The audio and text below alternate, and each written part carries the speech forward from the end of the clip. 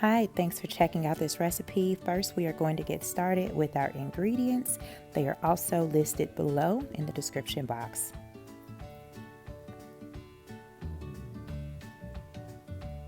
First up, I'm pointing here at our Worcestershire sauce and soy sauce mixed. I have some honey Dijon mustard. Next, we have some light brown sugar, but you can also use dark brown, just as long as it's brown sugar. Melted butter, and then I also cut up a lemon, just some lemon spheres. Next, we have some red pepper flakes for a little kick, and herbs de Provence, olive oil, and minced garlic. So then we're going to get a mixing bowl, and I'll start off adding the ingredients. No particular order. So here we're just adding in the olive oil. We'll follow up with all the rest of the ingredients, and you just add those all in.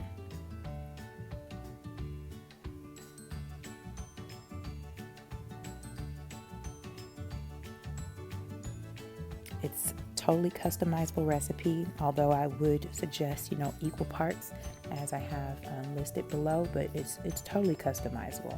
And you'll see once we get to actually mixing it up, if you don't like the consistency, you can add in more liquid.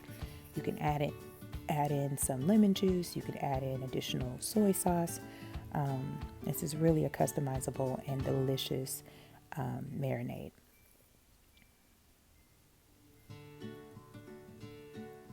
It tastes good on seafood, on poultry, on vegetables. Normally when I make something with this marinade and I make a vegetable on the side, I'm putting the marinade on everything. Everything's going to have a marinade because it is so good and really quite simple. So next I'm just whisking it up, just using a whisk. If you don't have a whisk, you can use a spoon and just kind of scramble it like you're scrambling some eggs.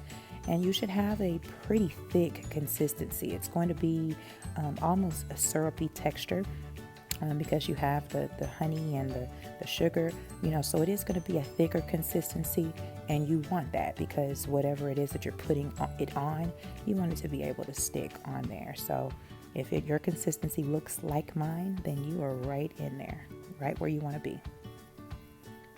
So I'm just mixing here.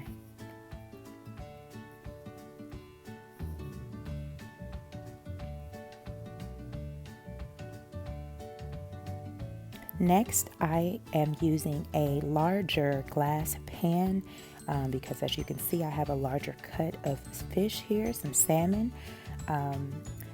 I seasoned very lightly with Old Bay on the top of the salmon, but you'll also see underneath that I like to skin my salmon. It's just a personal preference. If you do not, like to remove the skin, you can keep yours on, but I do remove the skin and season the underneath portion. I also added in those lemon spheres that we cut up.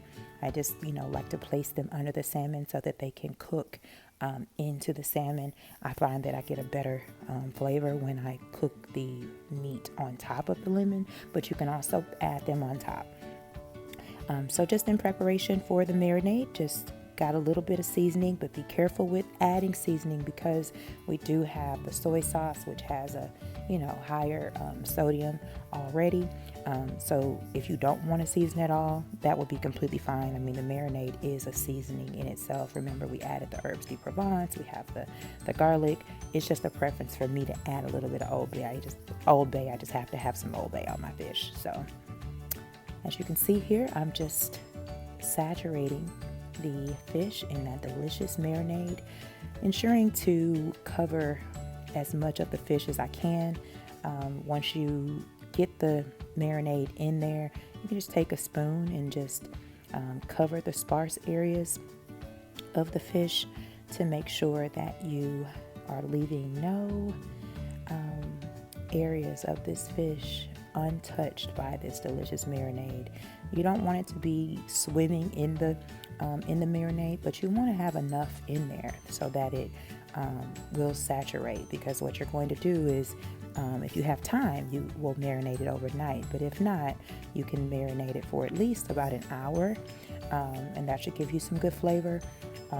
But overnight is best. You just baste it with that delicious marinade.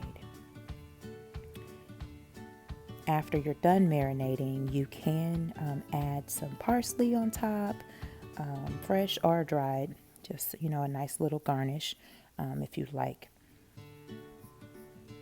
And this is just before I add it to the fridge. I cover it with foil and I just put it in the fridge overnight.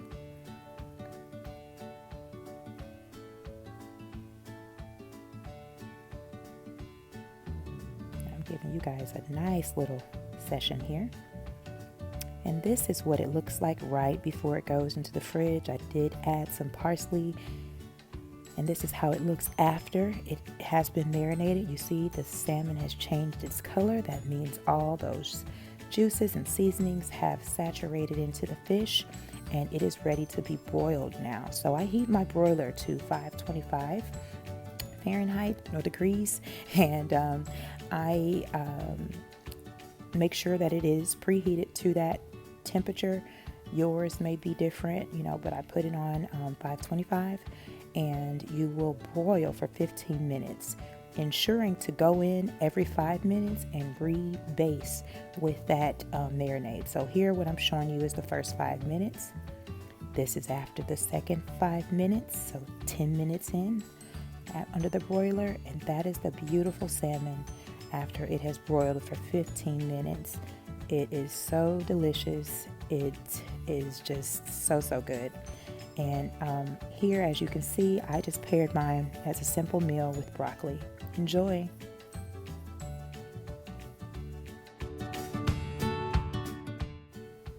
And thanks so much for watching.